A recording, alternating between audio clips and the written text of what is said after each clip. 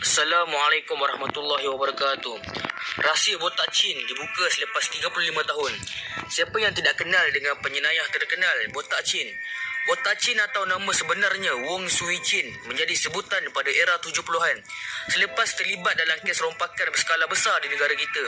Selain mempunyai sikap tegar dan zalim kerana dia tidak akan ragu-ragu membunuh kawannya sendiri kalau dia dapati mereka cuba belot dengannya.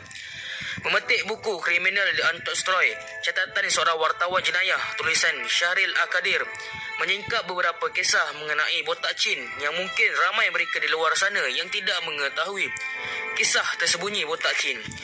Menurut Syahril, dia mendapat maklumat yang mengenai botak Chin daripada pengawal polis yang paling dibenci botak Chin, iaitu Tuan Kuala Singgam, bahagian penyiasat jenayah.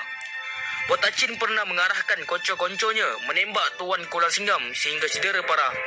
Aku pernah sehari untuk bersama dengan Kuala Singgam masa dia pencen polis untuk mendapat kisah mengenai botak Chin. Itu pernah ketika botak Chin dimasukkan ke penjara Pudu dulu. Dia pernah merancang untuk bom penjara berkenaan. Untuk tujuan itu, dia sedikit demi sedikit sediakan bahan letupan seperti paku dan kabat yang dibawa masuk ke penjara secara beransur-ansur oleh mereka yang melawatnya. Bahan-bahan letupan ini disimpan di alas tandas. Apabila warden dapat tahu, dia pukul dan tikam warden penjara itu setengah mati, tulis Syahril. Dalam pada itu, Saudara Timbalan Menteri Dalam Negeri pernah diarah berjumpa dengan botak Chin dekat penjara Pudu untuk menyelesaikan masalah keras kepala si botak Chin. Hendak tahu apa botak Chin buat?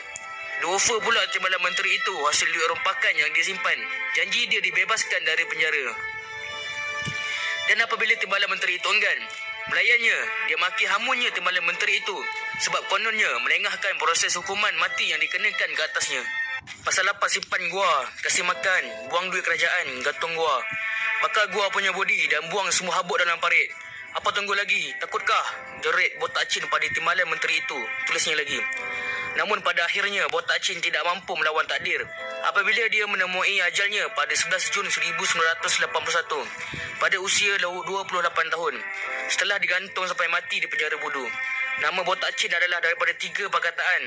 Botak Chin yang bererti tiada bo, kerja tak, Chin Cina, atau Cina tiada kerja, bukan sebab dia kepala botak. Sisi luar biasa botak Chin. Sebenarnya mungkin ramai yang tidak tahu terdapat seorang lelaki yang diberi tanggungjawab untuk menganalisa botak Chin ketika suspek itu dibekas polis dan telah dimasukkan ke Hospital Bahagia Tanjung Rambutan. Lelaki berkenaan adalah pengarah hospital berkenaan ketika itu, Tan Sri Dr. Mahadivan, yang berdepan dengan pelbagai dugaan dan cabaran ketika mengendalikan botak Chin. Bagi memantau tingkah laku botak Chin di dalam wad mental itu, Dr. Mahadivan telah memasang kamera tertutup di wad berkenaan. Tindakan ini langsung tidak disedari oleh botak Chin. Selama pemerhatiannya menerusi sebuah monitor haks yang disambung wayarnya dengan kamera tersebut, beliau mendapati botak Chin seorang yang cukup berdisiplin, jauh daripada tanggapan orang sebelum ini. Menurut Dr. Mahadivan, setiap pagi lelaki itu akan membuat latihan senaman Tai Chi di biliknya.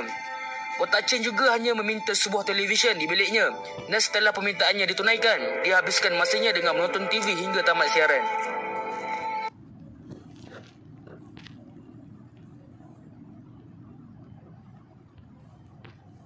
Yang paling beliau tidak lupa, setiap kali TV mainkan lagu negaraku, ketika tamat siaran, setiap kali itu jugalah botak Chin akan bangun sendiri sebagai tanda hormat, tulisnya lagi.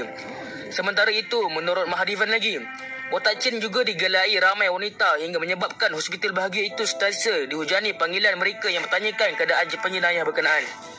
Dalam pada itu, ketika ditanya oleh Dr. Mahadivan, botak Chin menafikan yang dia gemar membunuh. Sebaliknya, penjenayah itu mendakwa tidak pernah melepaskan tembakan kecuali terpaksa dan akan memastikan premis perompaknya bebas dari kehadiran pelajar sekolah.